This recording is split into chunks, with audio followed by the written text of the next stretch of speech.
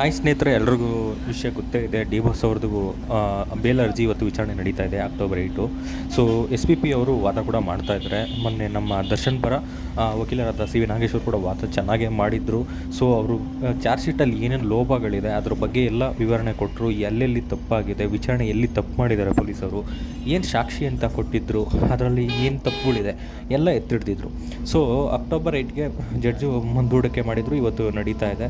So ಇವತ್ತು SP ಏನಿದ್ದಾರೆ government ಪರ ವಕೀಲರು ಏನೇನು ಮಾತಾಡ್ತಾರೆ ನೋಡೋಣ. ಸೊ 99% ಇವತ್ತು ಡಿ ಬಾಸ್ ಅವ್ರಿಗೆ ಬೇಲ್ ಆಗುತ್ತೆ ಅಂತ ನಾವು ಅಂದ್ಕೊಂಡಿದ್ದೀವಿ.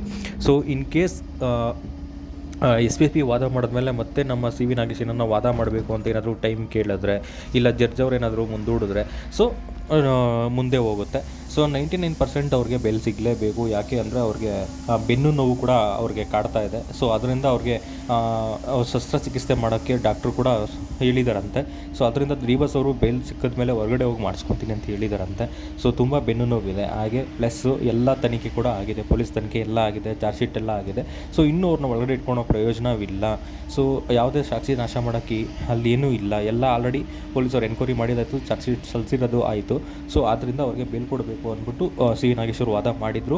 ನೋಡೋಣ SP ಏನು ವಾದ ಮಾಡ್ತಾರೆ, ಯಾವ ರೀತಿ ವಾದ ಮಾಡ್ತಾರೆ, ಇವತ್ತು ಬೇಲ್ ಸಿಗುತ್ತಾ ಇಲ್ಲ ಮುಂದೆ ಹೋಗುತ್ತಾ ಗೊತ್ತಿಲ್ಲ.